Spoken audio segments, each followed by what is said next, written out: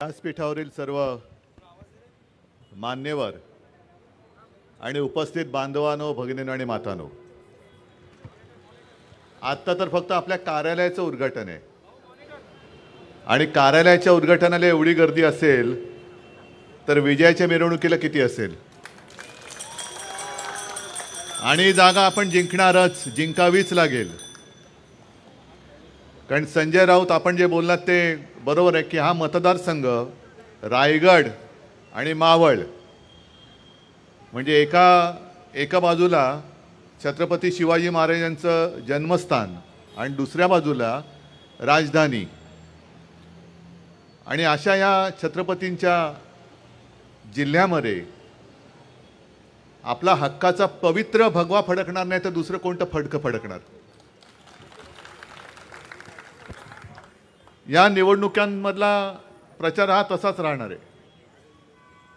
कारण आजपर्यंत असं काही नाही की या देशात ही पहिली निवडणूक होते, पण कदाचित पुन्हा जर का भारतीय जनता पक्षाचं सरकार चुकून आलं तर ही या देशातली शेवटची निवडणूक ठरेल. आणि मला खात्री आहे आजपर्यंत काही जणांनी छातीठोक सांगितलं होतं की मी पुन्हा येईन. आज सुद्धा दिल्लीतले सांगतात तेच पुन्हा येणार, पण पुन्हा येणारे अगदी स्वतःच्या घरामध्ये जातात, ते पुन्हा लोकसभा किंवा विधानसभेमध्ये येऊ शकत नाहीत. आणि एवढंच जर का त्यांना आत्मविश्वास आहे मी पुन्हा येईन, मग फोडाफोडी कशाला करताय? पक्ष फोडला एकतर तुम्हाला म्हणजे भारतीय जनता पक्षाला संकटामध्ये ज्या पक्षांनी साथ सोबत दिली त्या शिवसेना प्रमुखांनी आणि शिवसेना प्रमुखांच्या शिवसेनेला तुम्ही संपवायला निघालात. एवढे नतद्रष्ट मला नाही वाटत या राज्यामध्ये आणि या देशात राजकारणी यापूर्वी जन्माला आले असतील. जर शिवसेना नसती आणि शिवसेनेने तुम्हाला खांद्यावरती बसवून महाराष्ट्र फिरवला नसता तर आज तुम्हाला खांदा द्यायला सुद्धा 4 लोक जमली नसती. ही तुमची परिस्थिती होती आणि तीच वेळ आता परत आलेली. इथल्या खासदारांनी गद्दारी तर केलेलीच आहे, त्याला तर आडवा करायचाच कोणत्याही परिस्थितीत करायचा. पण दुसरी लोक जे सरकार सर्वपक्षीय सेट आहेत, सरकार आपल्याकडे येऊ द्या, आपलं सरकार येऊ द्या आपल्याकडे येतील, त्यांचं येऊ द्या त्यांच्याकडे जातील, म्हणजे हे सर्वपक्षीय सेट आहेत. कुठेही गेलं तरी आपलं दुकान चालू. हे दुकान चालवणारी जी काय आता लोक आहेत, दुकानदार म्हणजे ते ह्या राजकारणातले, इथे कोण दुकानदार आले असतील त्यांच्याबद्दल नाही मी म्हणत, ही यांची दुकानं आता बंद करायची आहेत. कारण तुम्हाला आम्ही निवडून देत आलो, पण निवडून दिल्यानंतर मला तर आश्चर्य वाटलं. आता संजोगजी तुम्ही सांगितलं की इकडे ग्रामीण रुग्णालय नाही, म्हणजे मला लाज वाटते. हा गद्दार कोणी एकेकाळी शिवसैनिकांनी म्हणजे तुम्हीच त्याला निवडून दिला होता, पण त्याला ग्रामीण रुग्णालयाचा एक विषय सोडवता नाही आला. बरं, मधल्या काळामध्ये करोनाचं संकट येऊन गेलं होतं. कर्मधर्म संयोगाने म्हणा किंवा काही म्हणा, त्या जगावरती आलेल्या आणीबाणीच्या काळामध्ये आपल्या महाविकास आघाडीचं सरकार आणि मुख्यमंत्री म्हणून मी होतो. संपूर्ण राज्याची जबाबदारी माझ्या खांद्यावरती होती, तुम्ही सगळे माझ्यासोबत होतात. म्हणूनच देशाला कौतुक वाटेल, अभिमान वाटेल असं काम हे महाराष्ट्राने करून दाखवलं, कारण तुम्ही सगळे सोबत होता. आणि त्यावेळेला एक हॉस्पिटल्स असतील, त्याच्यानंतर वॅक्सिनेशनचा कार्यक्रम असेल, त्याची केंद्र असतील, करोनाच्या टेस्ट घेणाऱ्या आपल्या लॅब असतील, यांच्यामध्ये आपण वाढ केली होती. मग त्या काळामध्ये तो खासदार तेव्हा सुरुवातीला आपल्यातच होता. मग त्यांना कळलं नव्हतं तेव्हा की इकडे ग्रामीण रुग्णालय नाही. मी तर सगळीकडे रुग्णालयांना परवानग्या देत होतो. काही ठिकाणी मी वैद्यकीय महाविद्यालयाला सुद्धा परवानगी दिली. मग या सगळ्या ह्याच्यामध्ये फक्त स्वतःचा विचार तुम्ही केला, ग्रामीण भागाचा या जनतेच्या आरोग्याचा विचार नाही केला. आता पुन्हा कोणत्या तोंडाने मतं मागायला येणार? 10 वर्षामध्ये तुम्ही केलं काय? अगदी काल सुद्धा जो एक कार्यक्रम झाला ज्याच्यामध्ये संजय राऊत तुम्ही बोललात की मी एक घोषणा दिली की आपकी बार भाजपा तडीपार करायचंच आहे, करणारच. मी नोटीस तर दिलेली आहे, शिक्कामोर्तब तुम्हाला करायचं आहे, कारण तुमची मोहर उठवल्यानंतर ते तडीपार होणार आहेत. हे शिक्कामोर्तब करण्याचं काम तुम्ही करायचं आहे. कारण आजपर्यंत एवढा खोटारडा पक्ष हा देशाच्या राजकारणामध्ये कधी जन्माला नव्हता आला. 2014 साली त्यांनी ज्या काय थापा मारल्या होत्या, बरं काल सुद्धा मी बोललो, आज पुन्हा बोलतो, 10 वर्षामध्ये केलं काय? ज्या काँग्रेसच्या काळापासून चालू होत्या त्या योजना त्यांचंच काही ठिकाणी नामांतर केलं, काही ठिकाणी रेल्वे स्टेशनचं नामांतर केलं. म्हणजे त्या बिहार वगैरेच्या बाजूला कुठलं तरी एक मोगलसराय म्हणून स्टेशन होतं, त्याचं काय केलं त्यांनी, दीनदयाळ उपाध्याय. हरकत नाही, करा तुम्ही, नावं द्या, तुमच्या नेत्यांची तुम्ही नावं देता. पण नावं देता देता 2014ला ज्या काय थापा मारल्या, जुमला होता, त्या जुमल्याचं सुद्धा त्यांनी नाव बदलून आता त्याचं नाव मोदी गॅरंटी केलेली आहे. हे मेरी गॅरंटी आहे. अहो 2014 साली तुम्ही काय बोलला होता ती एकदा काढा ना, ती वचनं काय झाली? बरं नावं ठेवताय, नामांतर करताय. मग मी मुख्यमंत्री असताना नव्या मुंबई एअरपोर्टचं नाव मी दिवा पाटलांचं नाव त्याला दिलं होतं, त्या नावाचं काय झालं हे विचारा मोदींना. मी दिलं होतं ते नाव, माझ्याकडे मागणी आली की इथला सगळा जो एक आगरीपट्टा आहे ते मागतात दिवा पाटलांचं नाव. म्हटलं द्या, कारण आपण कधीही शिवसेना ही स्थानिक लोकांच्या भावनेसोबत असते, भावनेची खेळ नाही करत आम्ही तुमच्या भावना जपतो. आणि म्हणून मी दिवा पाटलांचं नाव दिलं. यांनी तिकडे त्यांची जी काय नावं द्यायची मध्ये मी सांगितलं होतं, अयोध्येच्या मध्ये काहीतरी एक नाव दिलं, आणखीन कुठल्या एअरपोर्टला नाव दिलं, मग आमच्या दिवांचं नाव अजून का नाही दिलं? विचारणारे आजपर्यंत ह्या गद्दार खासदारांनी लोकसभेमध्ये तोंड का नाही उचकटलं? काय दातखिळी बसते तुमची मोदींसमोर? मतं तुम्हाला काय मोदी देणार नाहीत, मतं ह्या लोकांनी दिली होती आणि यांच्यासमोर येऊन तुम्ही बोलाल तर आता तुम्हाला मतं देणार नाही, अजिबात देणार नाही. काय वाटेल ते सांगा, पुन्हा एक सुद्धा मत ह्या माझ्या पनवेलमधून त्या गद्दाराला मिळता कामा नये. आणि एका गोष्टीचा मला अभिमान आहे की एवढी त्यांनी फोडाफोडी केली, सगळेच फोडतायत, तरी सुद्धा कट्टर कार्यकर्ते, जसं बबनदारांचा उल्लेख केला तसेच आणखीन काय आहेत ते माधवराव भिडे. मी लहान असल्यापासून हा शिवसैनिक. शिरीष आहे तिकडे, शिरीष पण आहेत, सगळेच आहेत, शिरीष बुटाला सगळेच आहेत. हे जुने कार्यकर्ते. काय दिलं मी त्यांना, काय दिलं शिवसेनेनी? तसं म्हटलं तर काहीच दिलं नाही.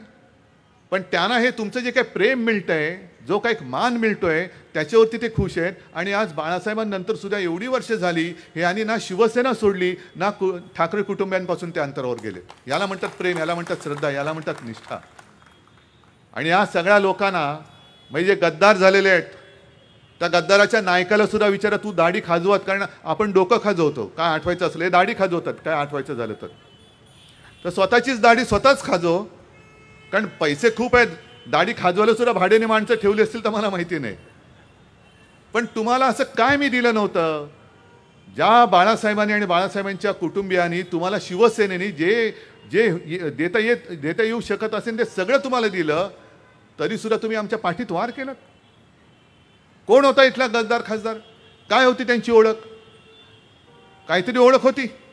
पण शिवसेना ही ओळख घेऊन तुमच्या समोर आले म्हणून तुम्ही त्यांना 2 वेळा निवडून दिलं होतं. पण यांना वाटलं की आता घोड्यावरती बसलोय म्हणजे घोडा माझाच. परत बघ घोडा कसा लाथ घालतो ते कळेल आता.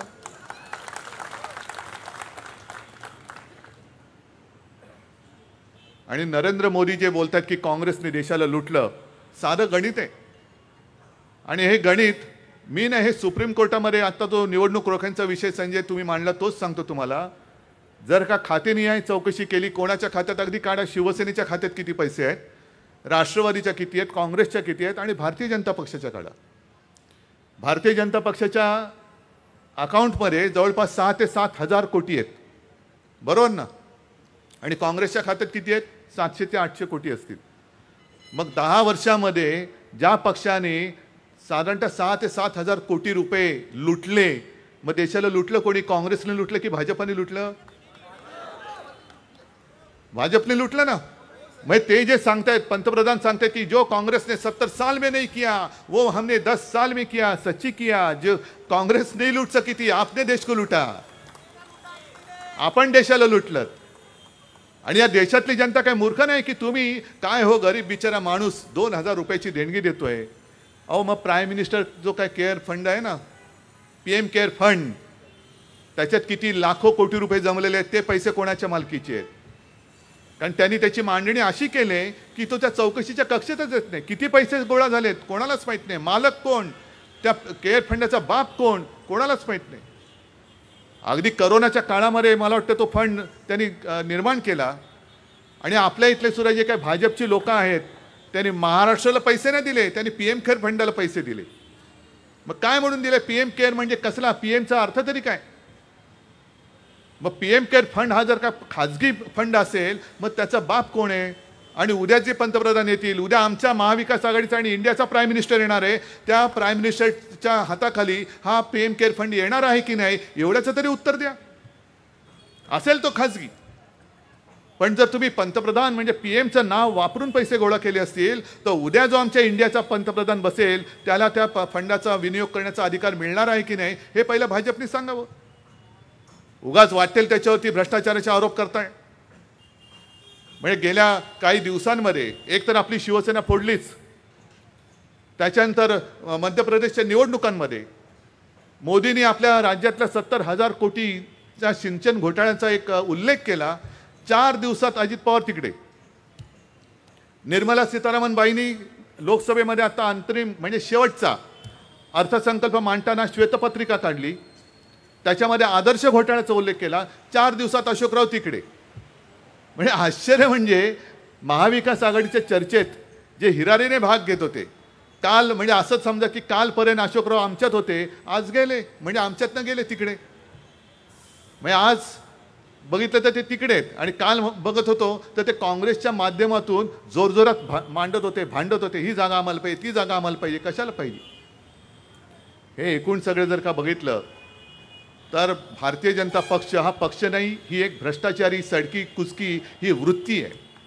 ही वृत्ती आहे आणि ही वृत्ती आपल्याला देशातनं संपवावीच लागेल. मी नुसतं म्हणतोय अबकी बार भाजपा तडीपार, ते केवळ आपल्या राज्यातून, केवळ मावळमधून, रायगडमधून, महाराष्ट्रातून नाही तर देशातून ही वृत्ती तडीपार आपल्याला करावीच लागेल. कारण ती केली तर आणि तरच आपल्या सगळ्यांचे आजचे दिन येतील, तरच आजचे दिन येतील.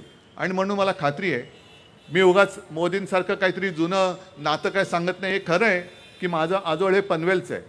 आजोबांचे आजोबासुद्धा पनवेलमध्ये राहायचे. इथलं ते विरूपाक्षाचं मंदिर, मला जायचं एकदा तिकडे. मी अगदी लहान असताना आजोबांसोबत आलो होतो विरूपाक्षाच्या मंदिरात, पण त्याच्यानंतर परत आलेलो नाही, मला परत यायचं आहे. पण ते एक नातं आणि त्या नात्याने मी तुम्हाला काहीतरी भारावून टाकतोय, ही भोंदूगिरी माझ्याकडे नाही आहे. आपण आहोत ते समोरासमोर आहोत, जे काही आहोत ते कामामुळे आपलं नातं निर्माण झालेलं आहे आणि एका निष्ठेने आपण एकत्र आलेलो आहोत. आणि मला असं वाटतं की जो तुमचा एक उत्साह पाहिला मी, नुसतं कार्यालयाचं उद्घाटन, मी परत सांगतो, कार्यालयाचं उद्घाटन म्हटल्यानंतर एवढी गर्दी जमते तर विजयाची मिरवणूक ही किती मोठी असेल. पण आज एक तुम्हाला एक चांगला मर्द संजोगच्या रूपाने तुम्हाला दिलेला आहे, संजोगच्या रूपाने दिलेला आहे. संजोग वाघेरे आपल्या हक्काचा माणूस आहे. कारण त्यांचा एकूण जर का पूर्ण इतिहास पाहिला तर एक घराणं आहे, निष्ठावान घराणं आहे. आणि निष्ठा पक्षाशी तर आहेच, पण ही निष्ठा जनतेशी सुद्धा आणि मतदारांशी असायला पाहिजे. पक्षांतर करणं म्हणजे एक बघा, आता साधारणतः एक अशी पद्धत असते की विरोधी पक्षातनं माणसंही सत्ताधारी पक्षात जातात, जसे आपले गेले लाचार शेपूट घालून. आज तसं पाहिलं तर माझ्याकडे काहीच नाही आहे. पक्ष पण त्यांनी कागदावर संपवला आहे, माझ्याकडनं चिन्ह काढून घेतलं आहे. मग काही नसताना संजोग आपल्यासोबत आलेत शिवसेनेत. कारण राज्य सत्ता पाहिजे म्हणून आलेले नाही आहेत, तर सत्ता आणायची आहे म्हणून ते आलेले आहेत. मला काहीतरी पाहिजे असते तर गेले असते तिकडे, गेले असते अजित पवारांसोबत, गेले असते तिकडे मिंद्यासोबत, गेले असते भाजपासोबत. पण मला एका गोष्टीचा अभिमान आहे की आज जणू काही संपूर्ण भाजपमय झालं असं एक वातावरण निर्माण करण्याचा प्रयत्न होतोय, तो तसा नाही आहे. मी जिथे जिथे जातोय तिथे तिथे प्रचंड गर्दी उसळते. अगदी मुस्लिमसुद्धा मोठ्या संख्येने येत आहेत. हे एक यावेळेचं वैशिष्ट्य आहे, मुस्लिमसुद्धा येत आहेत. आणि त्यांना देखील माहिती आहे की शिवसेनेचं हिंदुत्व आणि भाजपचं हिंदुत्व याच्यात खूप फरक आहे, खूप अंतर आहे. आम्हाला शिवसेना प्रमुखांनी हिंदुत्व म्हणजे दुसऱ्या धर्माचा द्वेष कर असं नाही शिकवलं, तर आमचं हिंदुत्व म्हणजे राष्ट्रीयत्व आहे. जो कोणी जातीपाती धर्माने कोणी असेल, कोणत्याही धर्माचा असेल, पण जो माझ्या देशाच्या मुळावर येईल तो कोणी असला तरी आमचा शत्रू आहे, हे आमचं हिंदुत्व आहे. आणि मग तुम्ही कोणी असाल, हिंदू असाल, मुस्लिम असाल, कोणी असाल, पण देशासाठी जो ह्या देशाला आपला मानतो, आपली मातृभूमी मानतो आणि देशाच्या रक्षणासाठी जो आमच्या सोबत होतोय तो देशभक्त कोणी असला तरी तो आमचा आहे, हे आमचं हिंदुत्व आहे. आणि म्हणून ही आजची आता होणारी जी काही लढाई आहे ती मोदींविरुद्ध सगळ्या अजिबात नाही आहे. ही हुकुमशाही विरुद्ध लोकशाही अशी लढाई होणार आहे. आणि परत एकदा पुन्हा सांगतो की देशातली पहिली निवडणूक नाही, पण हुकुमशहाच्या हातात दुर्दैवाने जर का परत देश गेला, जो जाऊ देणार नाही, जाणार नाही, तर मग मात्र केवळ आपल्यालाच नव्हे तर देशाच्या पुढच्या पिढ्यांना हुकुमशाहीमध्ये लाचारीचं जीणं जगावं लागेल. आणि त्या लाचारीच्या जीणं जगण्यामध्ये मला खात्री आहे छत्रपती शिवाजी महाराजांचा महाराष्ट्र नक्कीच नसेल, अजिबात नसेल. आणि महाराष्ट्र आज सज्ज झालेला आहे देशाला पुन्हा एकदा दिशा दाखवण्यासाठी. आणि या महाराष्ट्रावरतीच माझी भारत मातासुद्धा विश्वास ठेवू नये की ज्या ज्या वेळेला भारतावरती संकट आलेलं आहे त्यावेळेला प्रत्येक वेळेस महाराष्ट्र देशाच्या मदतीला धावून गेलेला आहे. आणि तेच काम याही वेळेला तुम्ही तडीपारीच्या नोटिसीवरती मतांचं शिक्कामोर्तब करून भाजपला तडीपार कराल ही खात्री बाळगून तूर्त आपली मी रजा घेतो. जय हिंद, जय महाराष्ट्र.